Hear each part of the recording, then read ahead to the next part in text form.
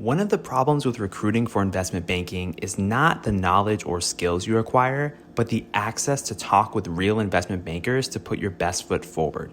Our sponsor, WSO Academy, can provide those connections with 60 head mentors who are finance professionals at top firms like Goldman, Centerview, and JP Morgan. Imagine being able to get on the phone within 24 hours with one of the Academy's 1,300 mentors right before a critical interview. Get on the waitlist for WSO Academy today by clicking the link in the show notes or by visiting wallstreetoasis.com/academy.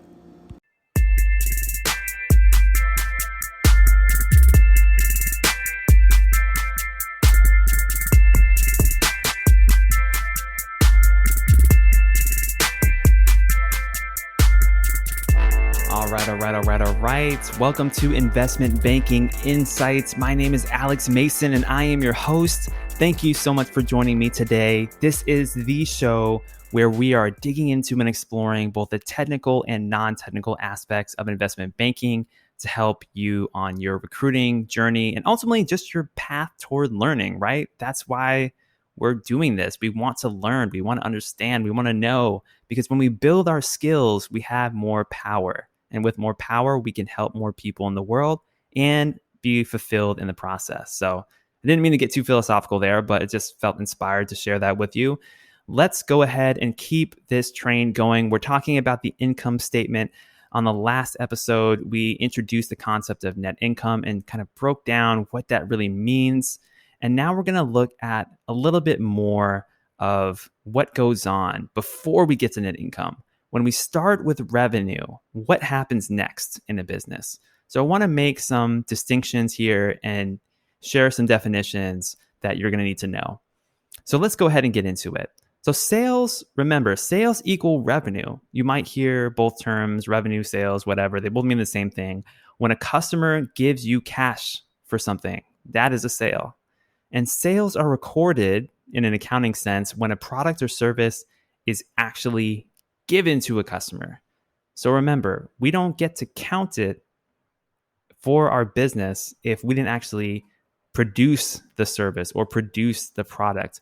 Maybe someone ordered something, but remember that orders are not sales. Orders turn into sales once the customer pays and the product is delivered. Just wanted to make that small distinction. I think there may be some confusion about that for some people out there. So that's something that I want you to know. And let's go ahead and talk about some of these expenses. Remember we talked about expenses kind of being that go-between between revenue and net income? Like you have to pay for things in a business. One of those categories of expenses is something called cost of goods sold. Cost of goods sold. And you might see it abbreviated COGS or COGS, like cogs in a wheel. So COGS, what is that? It's costs associated with the products or services that were sold. So when we're selling something, let's take the lemonade stand example. If we have some lemonade that we sold to a customer, and let's say we charge them $5 for it, and what are the costs of goods sold for that glass of lemonade? Well, there's a certain amount of sugar that we had to add, a certain amount of water, maybe the water was free. And then the glass itself, maybe we would put a nice little straw in there with a little umbrella to make it look fancy. But those things cost money, right? Maybe 10 cents, 20 cents, 50 cents. But on a per glass basis, there's a certain amount of cost associated with that glass of lemonade. And so we would record that cost on our income statement once we sold that glass of lemonade. That's what our cost of goods sold are. Now, costs turn into the value of our inventory. So depending on the market and the type of inventory might lose value over time, like perishable food, or it might even gain value over time. Think about a barrel of whiskey. It actually gains value over time. So using this lemonade example, if we buy some sugar for our lemonade, I mean, the sugar should last for a long time, right? You can just kind of put sugar in a pantry and it's going to be good. It's not necessarily perishable. So that's going to be steadily valuable over time, but that's your inventory now. So that's something that you should keep in mind. Cost of goods sold equals the cost associated with the products or services that you're selling. Now we talked about COGS now.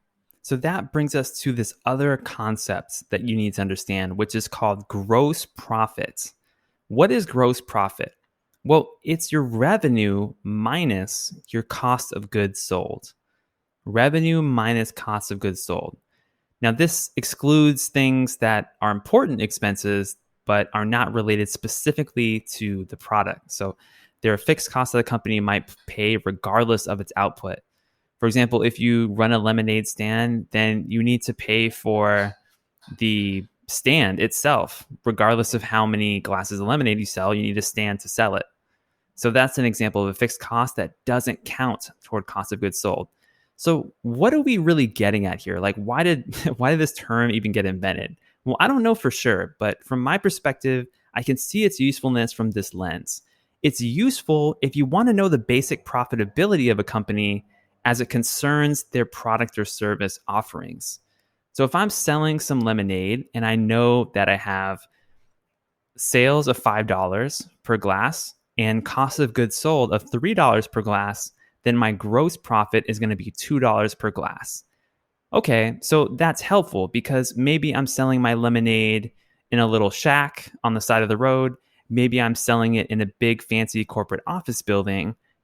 I'm going to have two very different sets of other expenses that play into the picture. But when it comes to the actual product I'm selling, my gross profit is going to be $2 no matter where I sell it. You see what I'm saying? So gross profit is kind of this rough measurement of the profit that a business makes when it's related to the product or service that it sells. So there's this other concept. If we keep working our way down the income statement, you just keep subtracting more and more expenses until you get to the net income. So if we have our revenue, then we have our cost of goods sold. That gets us gross profit, subtracting those. And then we come to this concept of operating profit. Operating profit is just a little bit closer to the net income. And it's telling us something different than gross profit.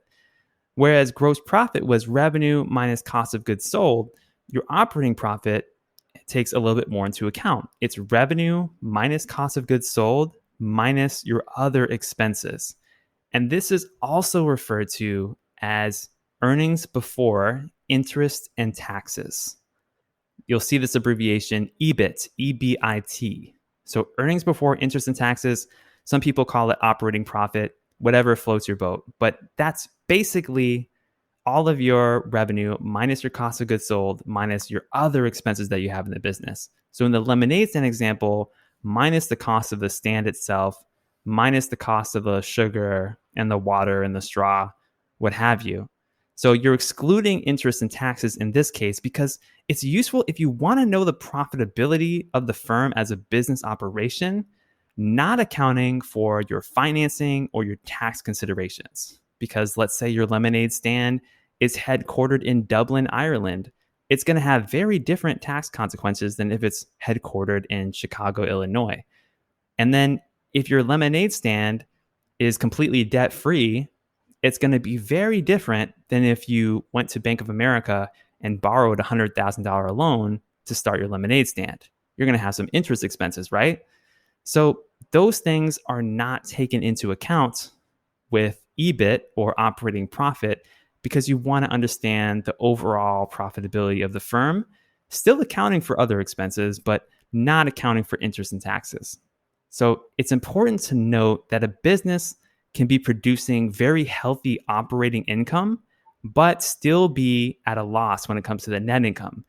Now, why would this be? Well, if you borrow $100,000 to start a lemonade stand, boy, you're going to have really high interest expenses relative to your sales and your profit, right? So you may actually be ultimately at a loss and not profit at all.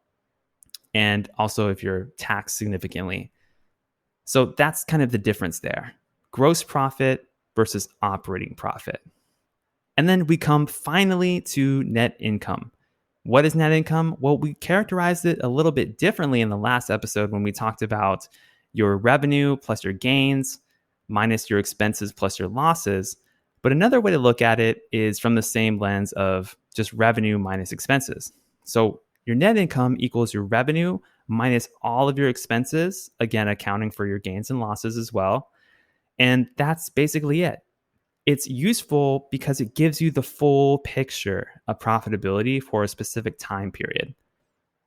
Okay, let's recap what we've learned so far in today's episode. We've talked about profit at a couple different levels.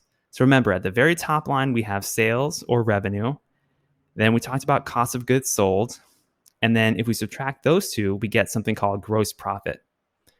If we keep going down the income statement and we take away other expenses related to the business, but not accounting for taxes or interest, then we get something called operating profit or EBIT.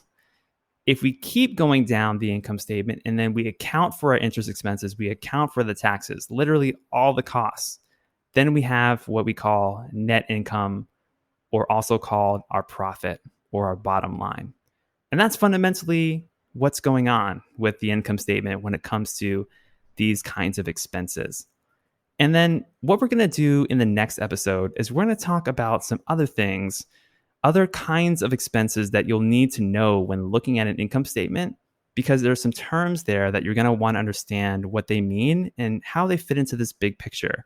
So join me next time as we wrap up our discussion of the income statement basics here on Investment Banking Insights. My name is Alex Mason. I'm your host, and I'll see you next time.